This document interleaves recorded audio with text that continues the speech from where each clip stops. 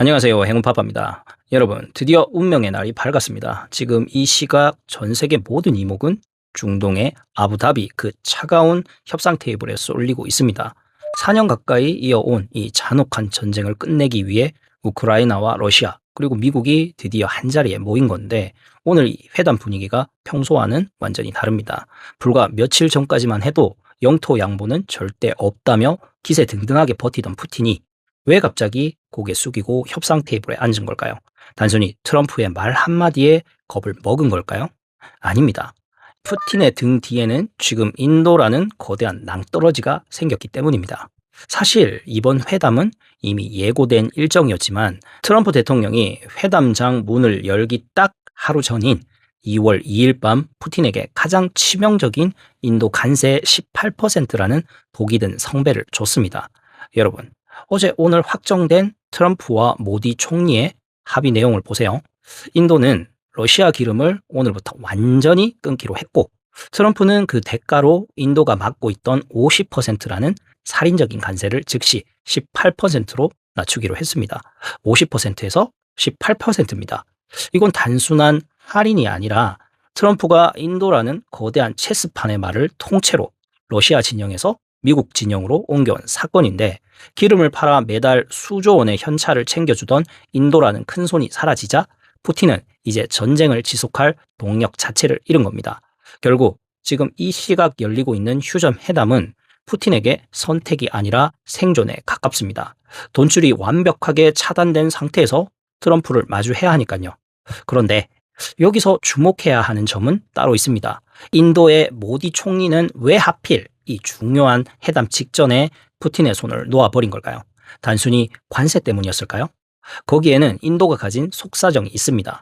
현재 인도 내부의 청년 실업률과 인플레이션은 정권의 존립을 위협할 수준인데 트럼프는 관세 인하와 함께 미국산 최첨단 반도체 기술과 에너지 독립이라는 푸틴은 절대 줄 수 없는 미래를 제안했다는 거죠. 모디 총리 입장에서는 이제 다 늙어버린 러시아와의 의리보다 14억 인구를 먹여 살릴 미국의 기술과 자본이 너무나 절실했으니 등을 돌릴 수밖에 없어요. 결국 푸틴은 가장 결정적인 순간에 자신이 믿었던 친구에게 버림받은 셈이라 한다면 이 배신이 불러올 파장은 단순히 경제적 타격 정도가 아니라 사실상 푸틴이 가진 전쟁 기계 자체를 멈춰 세우는 군사적 사망 선고나 다름없기 때문인 거죠. 여러분, 여기서 이런 생각이 드실 겁니다. 러시아는 천연가스도 많이 파는데 가스 팔아 버티면 되는 거 아닌가 하고요. 하지만 그게 바로 푸틴이 저지른 치명적인 착각이었습니다. 러시아가 가진 가스는 유럽을 협박할 때 쓰는 정치적 무기였지만 실제로 전쟁터에서 매일 쏟아붓는 현찰, 즉 총알값 70%는 바로 이 원유에서 나오거든요. 가스는 파이프라인으로 묶여 있어 돈 받기까지 시간이 걸리지만 원유는 유조선에 실어 팔면 즉시 달러나 루피로 들어오는 러시아가 쓰는 체크카드 같은 거니까요. 그런데 그 체크카드를 가장 많이 지어주던 인도라는 최대 고객이 어제부로 카드를 정지시켜버린 겁니다. 여기서 분명 이런 생각 하시는 분들 계실 겁니다. 인도가 안 사면 중국한테 다 팔면 되는 거 아니야? 라고요.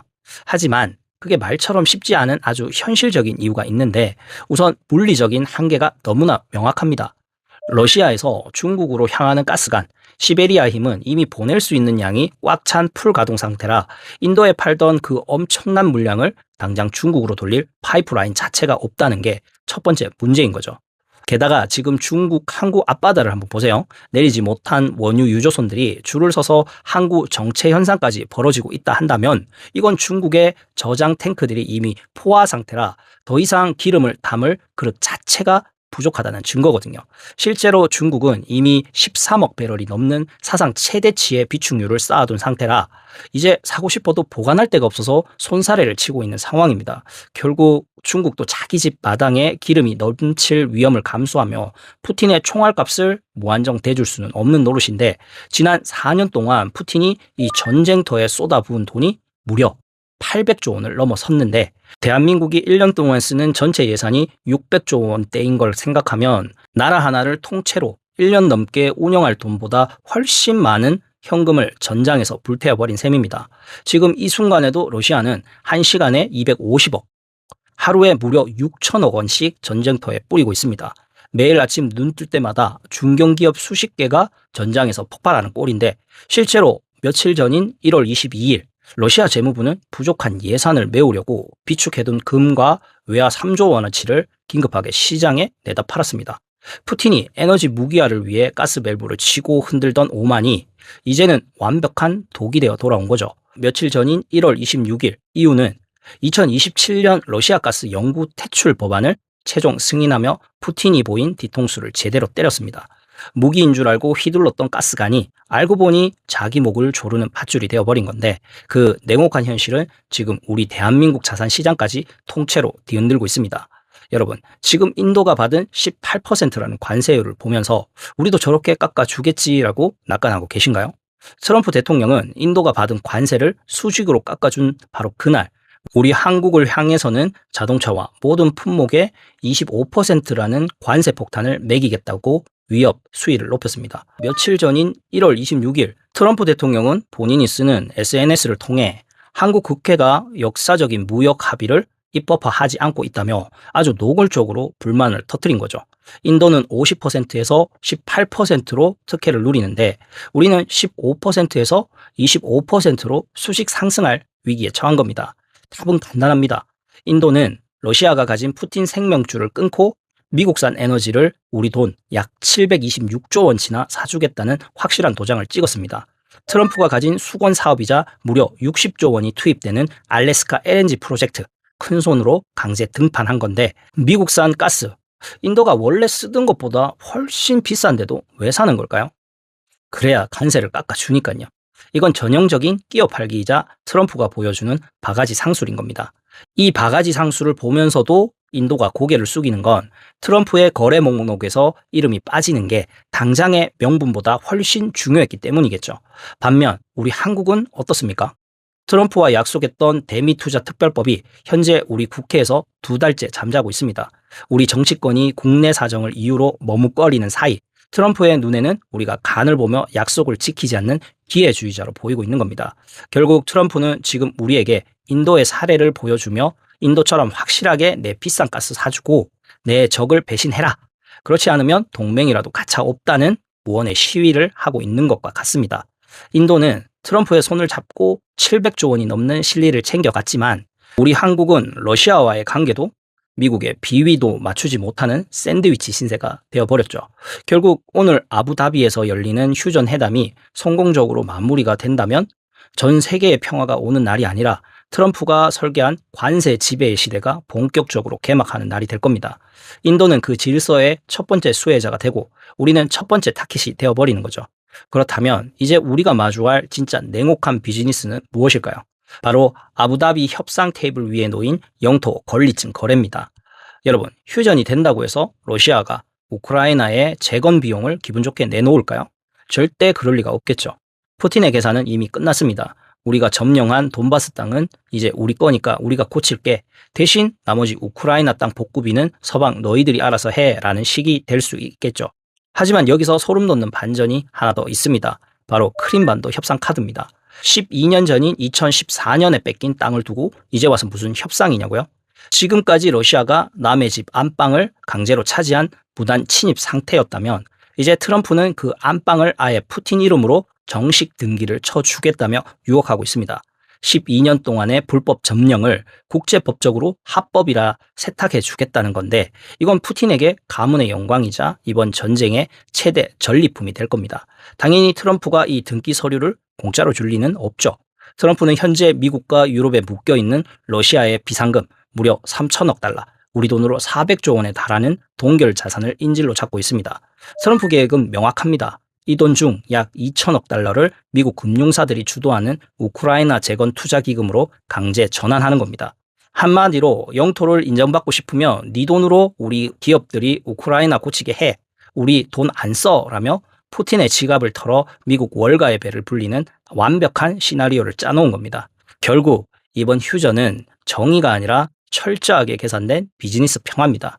이 합의가 이루어지는 순간 전 세계의 경제 지도는 다시 한번 요동칠 확률이 높겠죠. 우선 예상되는 시나리오 중 하나가 유가입니다. 드디어 기다리던 휴전이 됐어요. 이제 평화가 찾아오겠죠. 그런데 평화가 찾아오면 경제는 좋아질까요? 더 안 좋아질까요?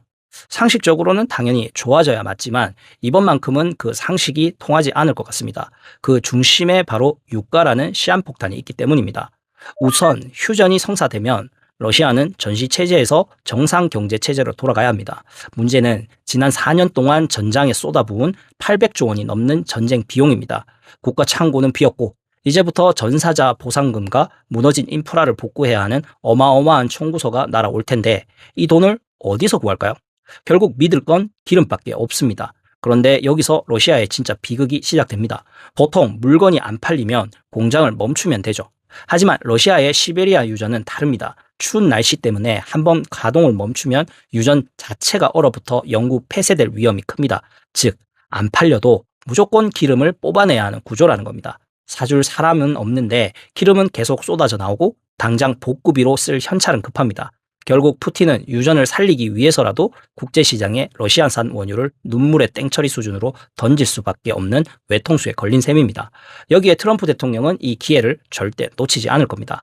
미국 우선주의를 앞세워 미국산 세일가스를 무제한으로 풀며 유가를 배럴당 40달러 선까지 강제로 밀어붙일 기세인데 트럼프가 자국 석유 기업들의 비명까지 무시하면서 이렇게 하는 이유는 명확합니다. 첫 번째는 푸틴의 금고를 아예 박살내버리는 겁니다. 러시아가 기름을 뽑아내는 데 드는 최소 비용, 즉 생산 단가가 배럴당 약 45달러에서 50달러 선입니다. 만약 유가가 트럼프의 목표대로 40달러 밑으로 묶여버리면 어떻게 될까요? 러시아는 기름을 팔면 팔수록 오히려 손해보는 구조가 됩니다. 미사일 한 발 살 돈이 없게 만들어 푸틴의 전쟁 기계를 영원히 멈춰 세우겠다는 총성 없는 경제적 사형 선고인 셈입니다. 두 번째는 올해 11월에 있을 미국 중간 선거입니다. 트럼프에게 지금 가장 시급한 건 미국 내 인플레이션을 완전히 뿌리 뽑아 표심을 잡는 겁니다. 유가를 40달러 선으로 억지로라도 끌어내려야 물가가 잡히고 금리를 내릴 명분이 생기기 때문입니다. 기름값이 내려가면 우리 민생 경제에는 당장 숨통이 트이겠지만 문제는 그 다음입니다. 인도는 러시아라는 적을 배신하고 미국산 에너지를 726조 원치나 사주겠다는 확실한 도장을 찍으며 실리를 챙겼는데 우리 한국은 트럼프와 약속했던 대미 투자 특별법이 국회에서 2달째 잠자고 있습니다. 결국 오늘 아부다비에서 휴전 소식이 들린다면 우리에겐 단순한 평화의 소식이 아니라 900조 원 규모의 우크라이나 재건 사업이라는 새로운 전쟁의 입장권을 두고 벌이는 피말리는 생존 게임의 시작종이 될 겁니다. 이미 우크라이나 재건 사업을 희망하는 우리나라 건설사들은 모든 준비를 마쳤습니다. 하지만 그 입장권 역시 트럼프의 간세 장부에 적혀 있다는 사실을 우리는 잊어서는 안 됩니다. 트럼프가 설계한 이 차갑고 냉정한 질서 속에서 우리는 인도처럼 영리하게 실리를 챙길 수 있을까요? 아니면 명분에 매몰되어 마지막 기회마저 놓치게 될까요?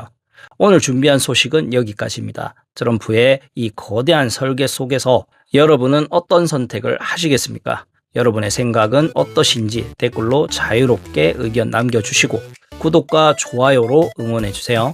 끝까지 시청해 주셔서 감사합니다. 이슈와 이슈 채널의 행운파파였습니다.